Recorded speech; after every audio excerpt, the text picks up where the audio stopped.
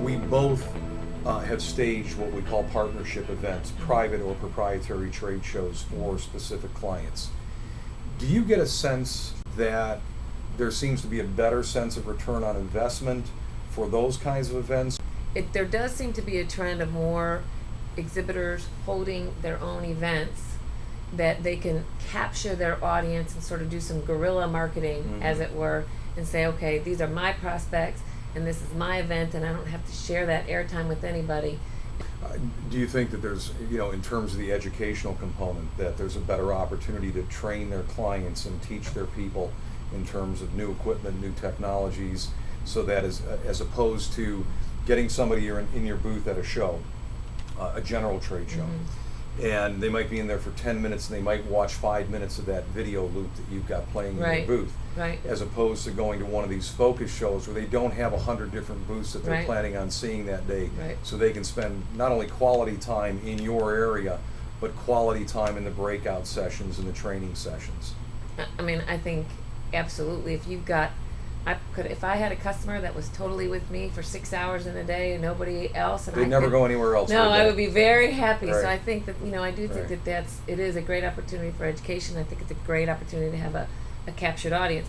It's probably more expensive, in the whole, because you're paying for that entire event and you're paying the facility costs, and whereas the show organizer on a trade show is leveraging those costs or spreading those costs out amongst the entire exhibit floor. Tell us a little bit about how your company differs from a traditional general contractor. We actually do not make the majority of our money off of drayage. Oh, really? We felt that if you made 80% of your profit, which many general contractors do, as we talked, that's where most of the profit comes in from, you're not appropriately incented to fix drayage, if that's where most of your money is coming from. So we felt that instead of being paid for drayage, that we would be paid a management fee for the planning and the general contracting experience that we bring, the design and the account management. And then we allow show management to control the exhibitor revenues, so they can actually set the rate for drayage and determine what that needs to be based on their exhibitors, based on the attendees that they think they're bringing their exhibitors, and what they think their exhibitors can afford. And then we share our profits with the show and manager at the end of the day. In this tough economy, when exhibitors are really trying to manage their costs, a lot of our clients are actually reducing their drayage rates because they set them and they control them. So they know that they're not bringing as many attendees as they were last year. So the exhibitor needs, there's two ways you can manage ROI. You can get them more attendees and more sales, or you can reduce their costs, So a lot of our clients are actually reducing their costs this year. What do you think right now, from your perspective, is the biggest challenge that's facing our industry, specifically the trade show industry? I think that the biggest challenge, and it's going to sound funny, but the internet, and when I say that, I mean the internet and social networking opportunities, a lot of them are very measurable. And unfortunately, a trade show, you go back to your boss and you say, but I met this guy and 3 years later I made the sale. And so I really think that we, as suppliers in this industry and as show organizers in this industry, have a responsibility to help make the experience more measurable. And then I also think we need to make it more interactive. I think the other thing from our perspective is you don't create the trade show to be this purely defined 4-day event. There's activities that go on before the show. There's a tremendous amount of follow-up that needs to happen after the show, because once you're there and you do nothing afterwards, on top of just the crime of not following up on leads, you've lost all the momentum.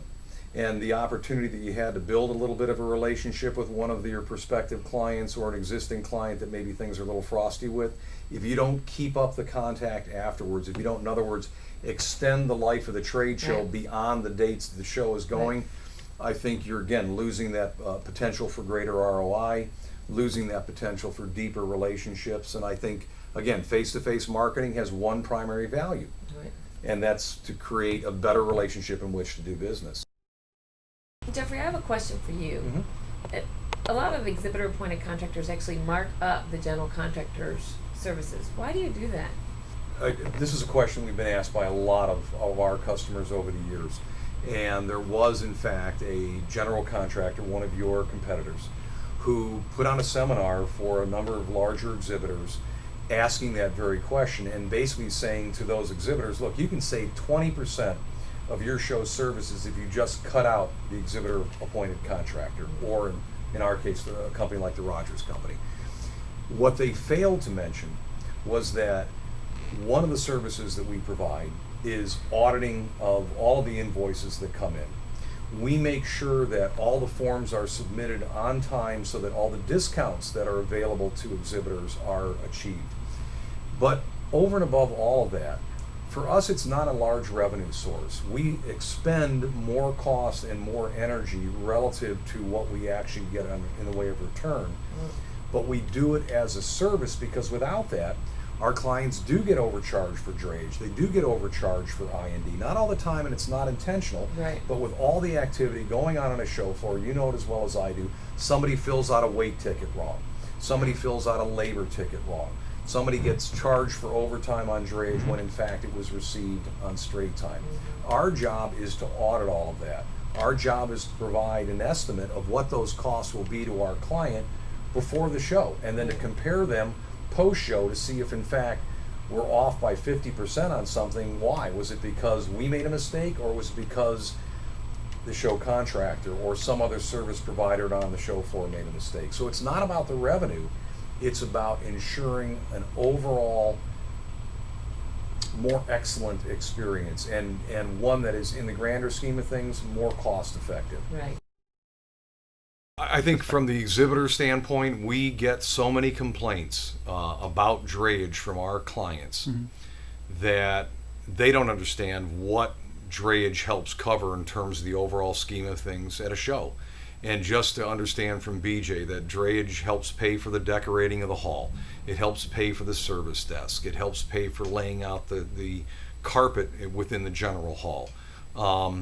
Gives me a little better understanding of why drayage is what it is. And also the fact that in years past, everything that happened on the show floor was done by the general contractor. Now we have what are called exhibit appointed contractors, installation dismantle companies as an example, that are not part of the general contractor's business, and they go in and take some of that business away from the GC.